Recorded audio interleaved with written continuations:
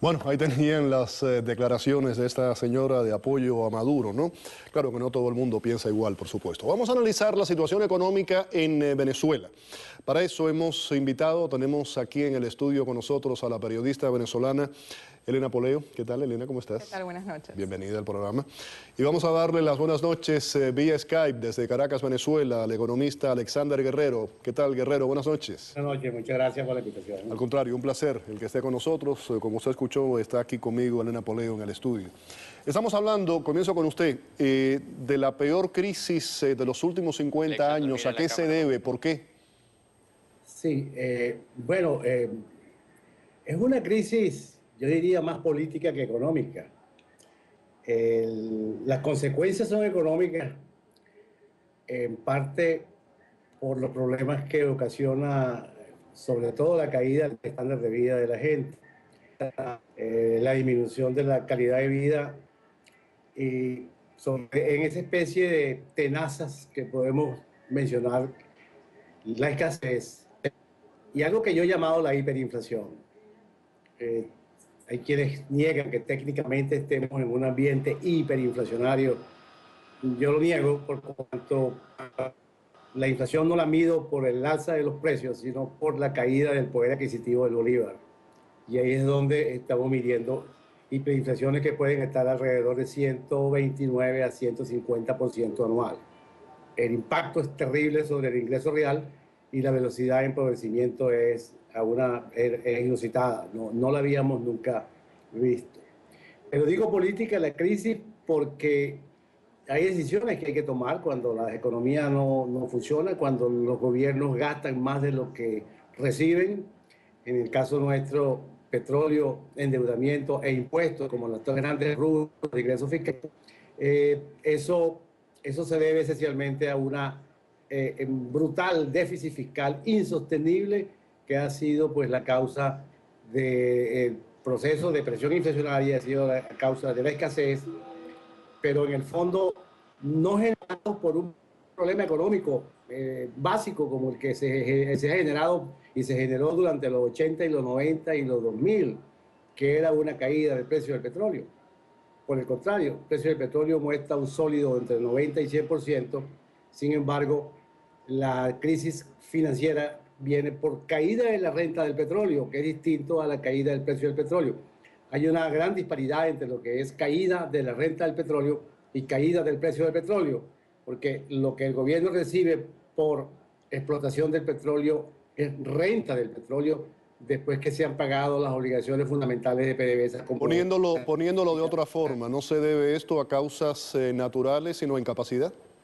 Sí, no se debe no cayeron los precios del petróleo como ocurría en el pasado, y entonces eso decretaba una crisis fiscal y una crisis de pagos, de balance de pagos, y en consecuencia una caída de las divisas y una gran devaluación. No, todo esto ha ocurrido esencialmente por un gobierno que ha gastado deuda, impuestos y petróleo de una manera tal que cuando la renta petrolera cae, no por el precio, sino porque PDVSA deja de cobrar, suben las deudas y se aprisiona a convenios económicos realmente terribles y muy costosos, como el que tiene con Cuba, el que tiene con Petrocaribe, el que tiene con China, que prácticamente obliga a PDVSA a extraer a velocidad petróleo para surtir pues estas grandes obligaciones, Cuba, Petrocaribe y China. Eso ha hecho posible que caiga la producción, no se invierte en petróleo, y al caer la producción siempre va a haber menos petróleo que exportar, y por lo tanto va a caer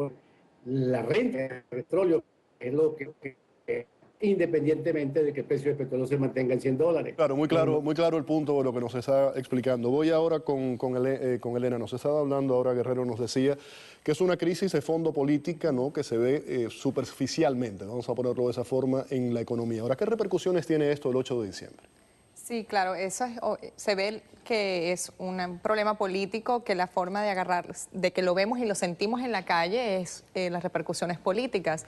El 8 de diciembre, además de viendo hacia el 8 de diciembre, también tenemos la situación de que mañana es muy probable que la Asamblea Nacional apruebe ya completamente la ley habilitante para Maduro. De hecho, ya dijeron ¿Qué poderes que le da Maduro eso? Todos, o sea, no te puedo enumerar ni los que no te va a tener porque los va a tener simplemente todos. ¿No los tiene ya? Exactamente. Ahora ni siquiera tiene que hacer la pantomima de pedirle permiso a la Asamblea Nacional, ni al Tribunal Supremo de Justicia, ni al CNE, a nadie. Simplemente ahora va a ser completamente, plenamente un dictador, que es lo que realmente sabemos que es. Entonces, eso se va a llevar a cabo mañana. Además, toda esta semana estuvo regalando todo tipo de electrodomésticos. A las personas le dijeron a la calle que no quede nada en los anaqueles, arrasen, televisores de lujo, personas que han trabajado toda su vida para montar un negocio en Venezuela. Vieron cómo, bueno, como tal cual como mostraron en las imágenes, vieron cómo simplemente la gente llegó y arrasó con todo y se lo llevó por orden del presidente, además. Vamos a escuchar precisamente las palabras, las declaraciones de Maduro.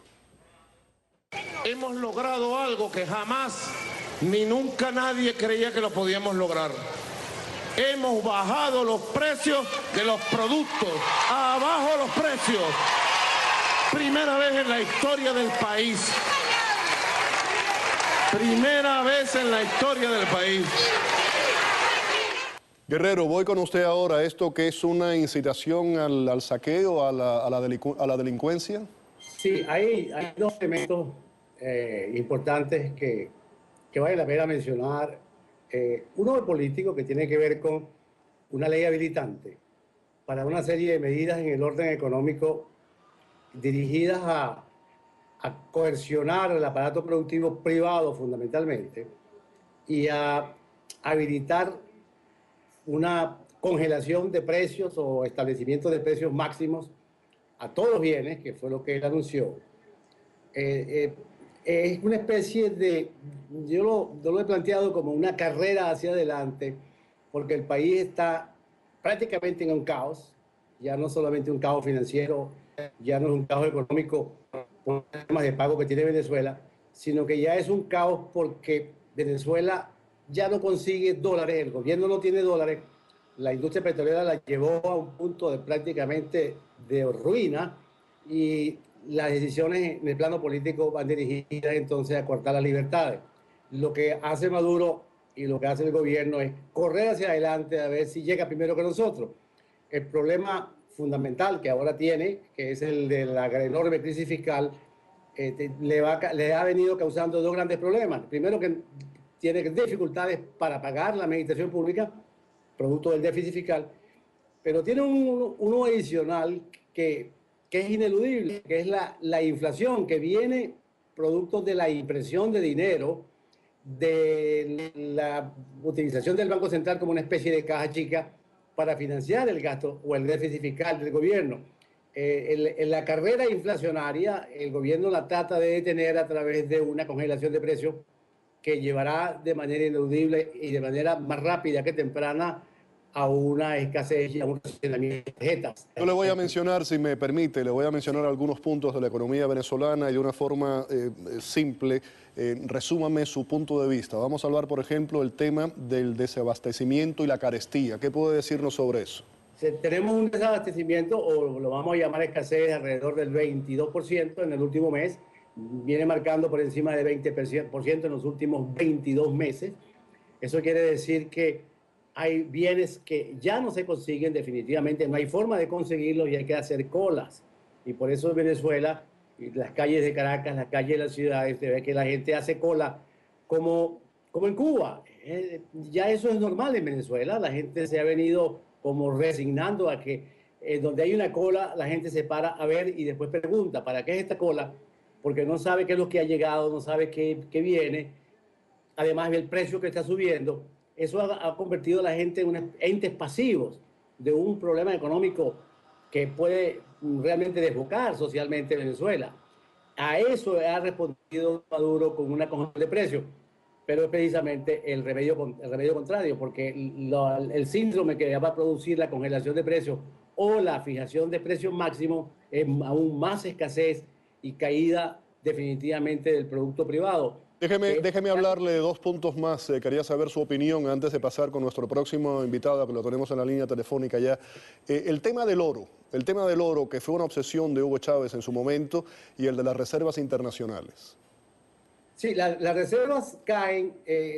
Fíjense lo curioso de esto y la paradoja. A $100 el precio del petróleo, nominalmente hablando, con unas reservas de 20.000 millones de dólares en el Banco Central, 17.000 millones en oro y una diferencia muy pequeña en reservas líquidas, por lo cual pues no hay forma de sostener el proceso de las importaciones, y Venezuela está importando cerca del 70% de los alimentos que requiere el país.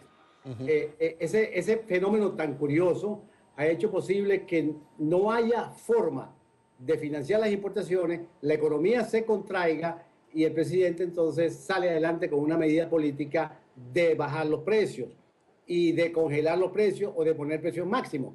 Hay una especie de círculo vicioso, porque todas las medidas que está tomando en el habilitante, en las que él ha anunciado, lo que va es a profundizar el problema. Pero él se pone políticamente en avanzada, políticamente en ventaja frente al resto del país, porque él toma las medidas, hace coerción sobre el ciudadano, sobre el sector privado y lo pone a la defensiva, que es lo que ha hecho desde la semana pasada cuando él convocó a los saqueos y convocó a la disminución de los precios de los bienes de los electrodomésticos. Tengo que decir algo muy importante. El gobierno está sacando de la economía al sector comercio, como ayer sacó a los ganaderos, como sacó a los industriales de la industria de la construcción, a los desarrollistas inmobiliarios, que también los apartó. El gobierno ha mandado a hacer 70 o 100.000 casas y la han construido turcos, brasileños, bielorrusos, rusos y chinos. No ha utilizado la industria de la construcción venezolana. Los ha apartado totalmente. Ha apartado los desarrollistas inmobiliarios, ha apartado el mercado de capitales, ha venido cerrando mercados, ha eliminado prácticamente la importación de vehículos y de partes y repuestos para abrirle espacio a los carros chinos. Y ahora viene con electrodomésticos y bienes de domésticos de la casa, que en diciembre es el mes importante para la compra, y ahora vendrá entonces con electrodomésticos chinos para él distribuir para el gobierno distribuir a los comerciantes y entonces convertirse en el proveedor, como lo es hoy de la leche, de las carnes, de los pollos. Ahora será electrodoméstico, pero como lo es también del cemento, como lo es, en fin, de una cantidad de productos que generalmente el sector privado es el que producía y el gobierno lo ha venido haciendo, apartándolos del mercado. El proceso de socialización va a una gran velocidad. No sabemos si política y socialmente se va a desbocar en algún momento, se va a descarrilar, pero lo cierto es que su carrera es muy sencilla. O llega él primero o llegamos nosotros primero, y en eso está planteada la suerte de Venezuela en los próximos meses. Muy interesante su observación y su información. Vamos a darle ahora las buenas noches a Gaby Arellano. Es dirigente juvenil de Voluntad Popular, nos acompaña desde Caracas vía telefónica, ahí tenemos su imagen, y queremos un poco una visión diferente, la visión del joven, la visión juvenil de esta implosión social y de esta crisis económica, político-social que vive Venezuela. Buenas noches, adelante. Buenas noches, ¿cómo están? Saludos, Félix. Encantado. De Caracas. ¿Cuál es la visión que tienes como una persona joven de lo que está ocurriendo en el país desde el punto de vista económico? Hemos visto las imágenes de los saqueos recientemente y también quiero hacer énfasis en el tema de nuevo de la elección del 8 de diciembre. No, bueno, para los jóvenes y para la gran mayoría de los venezolanos estamos viviendo momentos cruciales e importantes donde nos llama a todos a activarnos en defensa de nuestro derecho y en la conquista de nuestro espacio, porque lo que sentimos dentro de nuestra universidad y en la calle, en cada espacio donde se vive como se pisotea, con abuso, con humillación, como quienes encabezan el partido de gobierno tienen secuestrado a las instituciones del Estado, y lo que hacen simplemente es seguir el guión que se les manda desde La Habana, Cuba, ¿no? A eso solamente nos lleva a levantar la voz, a organizarnos, a protestar de manera pacífica, a activarnos de cara al 8 de diciembre para votar, no solamente para votar, sino para defender esa decisión que la mayoría va a expresar en las urnas. ¿Qué ocurrió? Y tenemos con nosotros por acá las imágenes. ¿Qué ocurrió frente a la Asamblea Nacional? ¿Se encadenaron en protesta? ¿Por qué? ¿Puedes describirnos lo que ocurrió en ese momento mientras lo ilustramos aquí con imágenes que tenemos? Un grupo de mujeres, jóvenes, hombres, que estamos hartos y realmente nos negamos a resignarnos en brazos cruzados ante constante atropello de la cúpula del PSUV, La mañana de hoy, a primeras horas, nos acostamos en las puertas del Parlamento para exigir que el día de mañana no se devalúe la esencia fundamental que tiene cualquier parlamento de cualquier país del mundo, que es el debate, que es buscar y legislar por la resolución de los conflictos de cada uno de los ciudadanos, y que por el contrario, lo que se pretende hacer mañana de manera brusca, ilegal, ilegítima, como es darle más poder o el poder absoluto a Nicolás Maduro, solamente nos está alejando de los pocos caminos o ventanas que quedan de democracia en Venezuela, y que se está copiando el mal modelo de los Castro comunistas acá.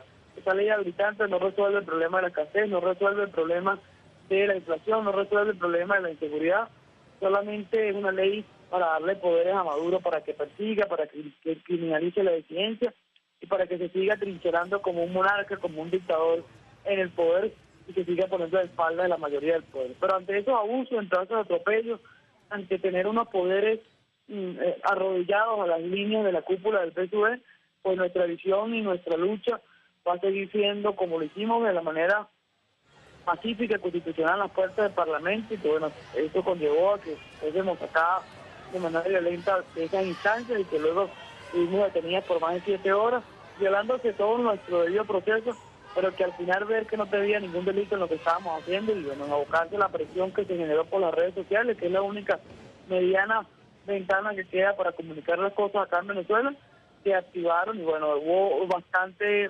reciprocidad en las calles, principalmente de los jóvenes estudiantes de las universidades de la capital, que se abocaron al Palacio de Justicia a exigir que se nos respetaran nuestros derechos y que se nos pusiera en libertad, cosa que conllevó cercana a las 2 de la tarde que se nos dara en libertad, porque no había ningún delito, y eso que hoy vivimos solamente nos llenó de indignación, que estamos transformando en coraje, y estamos llamando al pueblo a estar en las calles de manera pacífica, activa. Estamos convocando varias actividades en distintos puntos del país, y creemos que el voto del 8 de diciembre es fundamental, es la principal protesta y arma que tenemos todos los ciudadanos, pero que no solamente basta para salir de un modelo. Claro, es la forma de responder, ¿no? De poder responder. Gaby, te agradezco mucho que hayas estado con nosotros hoy en el programa. Teníamos las imágenes de cuando se encadenan de lo que ocurrió, y ese gran letrero que decía basta ya. Señor Guerrero, muchísimas gracias también por habernos acompañado, habernos dado su análisis desde el punto de vista económico, y como siempre, Elena, gracias por haber estado aquí en el programa. Vamos a una pausa. Al regreso vamos a hablar los planes de apoyo de Washington a la disidencia cubana son revelados por error de una agencia federal. Tenemos el análisis, las repercusiones, consecuencias de este error. Más adelante, Lance Armstrong se enfrenta una vez más a los fantasmas del dopaje, pero ahora acusa a la Unión Ciclista Internacional. Volvemos con la información.